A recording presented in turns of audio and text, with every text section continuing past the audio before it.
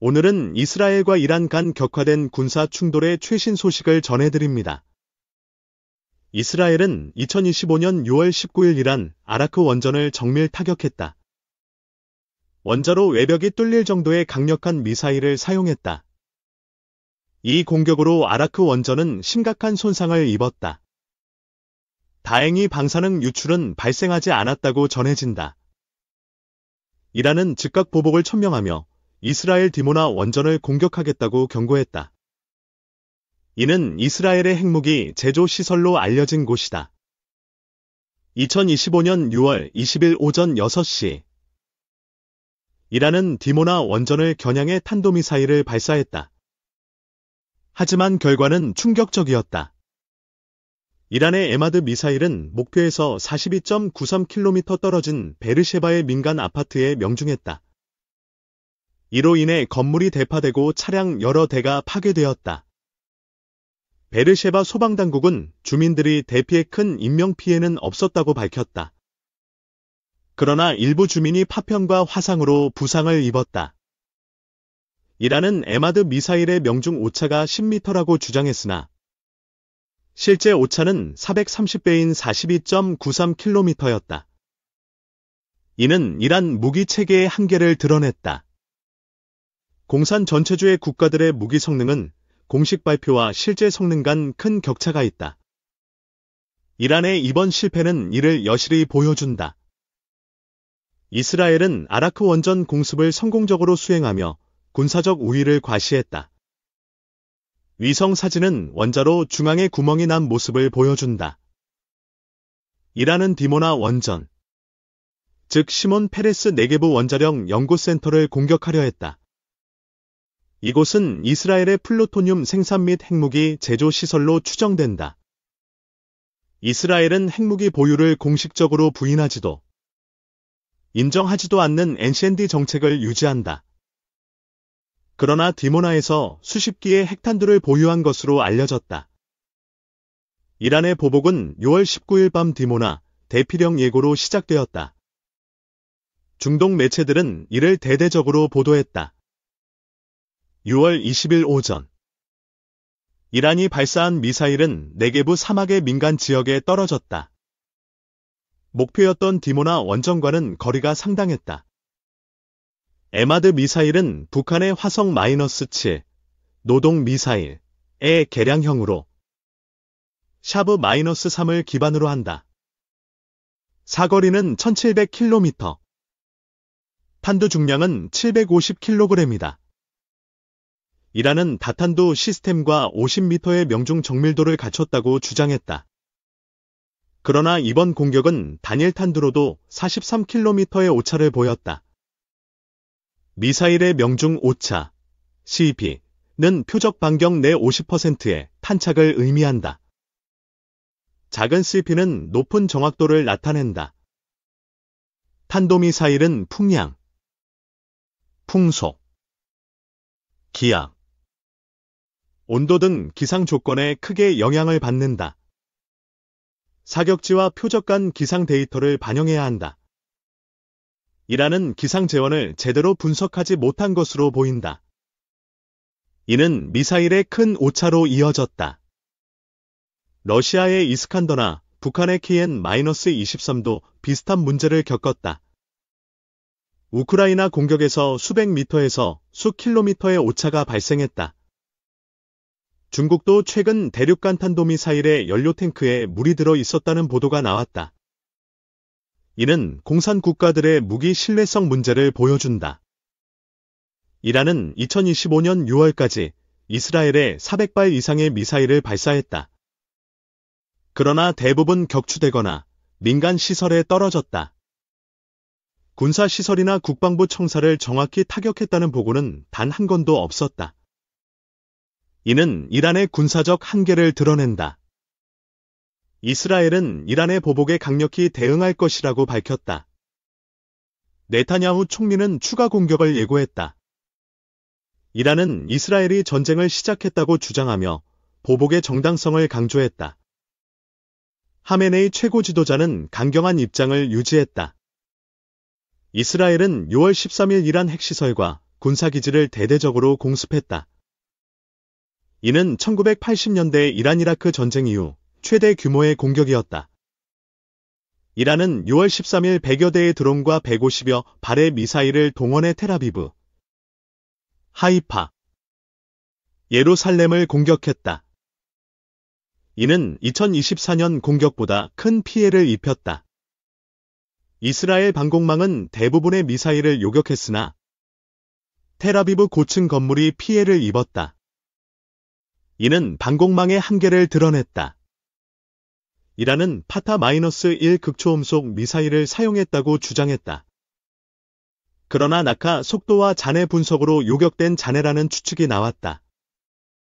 이스라엘은 하이파 정유소를 포함한 에너지 시설이 공격받았다고 밝혔다. 바잔 그룹은 정유소 폐쇄를 발표했다. 이란의 미사일은 모사드 본부 1km 근처와 네바팀 공군기지에 떨어졌다. 이는 이스라엘의 전략적 시설을 위협했다. 미국은 이스라엘의 방공망을 지원하며 이란의 공격을 견제했다. 그러나 이란은 미국 시설 공격 가능성을 경고했다. 이란은 집속탄 탄두를 사용해 논란을 일으켰다. 이는 비인도적 무기로 살상력이 크다. 러시아는 부쉐르 원전 공격 가능성에 대해 체르노빌급 재앙을 우려했다. 이는 걸프 지역 식수 고갈로 이어질 수 있다. 이스라엘은 부쉐르 원전 공격 여부를 명확히 확인하지 않았다. 이는 방사능 오염 우려를 키웠다. 이란의 공격은 군사적 성과보다 정치적 과실을 목표로 한 것으로 보인다. 이는 2024년 4월 공격에서도 드러났다. 이스라엘은 이란의 핵무장 의지를 저지하기 위해 선제 공격을 단행했다. 네타냐후는 비밀 핵 프로젝트를 문제 삼았다. 이란은 핵 프로그램 포기와 강력한 보복 사이에서 딜레마에 빠졌다. 군사적 역량은 이미 한계에 다다랐다. 국제유가는 이스라엘-이란 충돌로 10% 급등했다. 코스피 지수도 2900선이 붕괴되었다. 이란은 하마스, 헤즈볼라, 후티 등 대리 세력을 지원하며 이스라엘을 압박해왔다. 그러나 직접 충돌은 한계가 있다. 이스라엘은 레바논과 시리아에서 친이란 세력을 연속 타격했다. 이는 이란의 보복을 유발했다. 이란의 미사일은 이스라엘 방공망에 의해 대부분 요격되었다. 그러나 일부는 민간 시설에 피해를 입혔다. 이스라엘은 이란의 공격이 실패했다고 주장하며 재보복을 예고했다. 네타냐후는 강경한 입장을 유지했다. 이란은 이스라엘의 공습으로 78명이 사망했다고 밝혔다. 이스라엘에서는 3명이 사망하고 수십 명이 부상당했다. 이란은 텔아비브 국방부와 모사드 본부를 겨냥했다고 주장했다. 그러나 정확한 타격은 확인되지 않았다. 이스라엘은 이란의 내부 보안기관 본부를 공격했다고 밝혔다. 이는 이란 정권의 핵심 시설을 겨냥한 것이다. 이란은 이스라엘 전투기 격추와 여성 조종사 생포를 주장했으나 이스라엘은 이를 부인했다. 중동의 긴장은 제5차 중동전쟁으로 확전될 가능성이 있다. 국제사회는 이를 우려하며 주시하고 있다. 이란의 미사일 공격은 하마스 수장 하니아와 헤즈볼라 수장 나스랄라의 암살에 대한 보복이었다. 이는 이란의 강경 대응을 보여준다. 이스라엘은 이란의 핵시설 공격으로 핵무장 가능성을 차단하려 했다. 이는 전략적 선제 공격의 일환이다. 이란은 17시간 만에 보복 공습을 감행하며 신속한 대응을 과시했다. 그러나 군사적 성과는 미미했다. 이스라엘은 이란의 미사일이 주요 시설을 타격하지 못했다고 밝혔다. 방공망의 효율성을 강조했다. 이란은 2024년 4월과 10월에도 이스라엘의 미사일 공격을 감행했다. 그러나 대부분 요격되었다. 이스라엘의 방공망은 세계 최고 수준으로 평가된다. 이는 하마스의 미사일 위협에 대응하며 발전했다. 이란은 미국의 제재로 공군 투자를 포기하고 미사일과 드론에 집중했다. 이는 중동 내 타격 능력을 높였다. 이스라엘은 이란의 공격에 대해 추가 공습으로 대응했다. 이는 사흘 연속 충돌로 이어졌다. 이란은 이스라엘이 공격을 멈추면 보복을 중단하겠다고 밝혔다. 그러나 충돌은 계속 격화되고 있다. 이스라엘의 공습은 작전명 일어나는 사자로 불렸다. 이는 성경 민수기에서 유래한 이름이다. 이란은 이스라엘의 공습으로 혁명수비대 총사령관 등 고위 인사가 사망했다. 이는 보복의 주요 원인이었다. 이스라엘은 이란의 핵시설 타격으로 224명 이상이 사망했다고 밝혔다.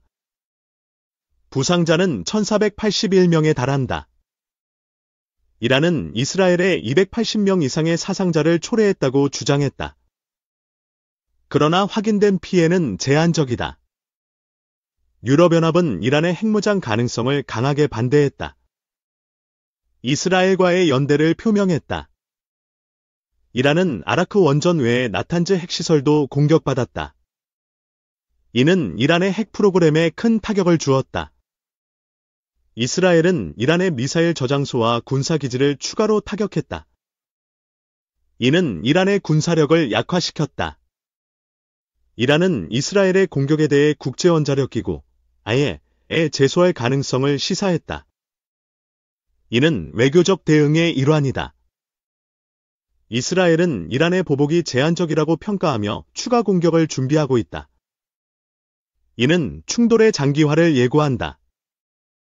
이란의 미사일은 이스라엘의 병원과 연구소를 손상시켰다. 이는 민간 시설 피해로 논란이 되었다. 이스라엘은 이란의 핵무장 의지를 강하게 비판했다.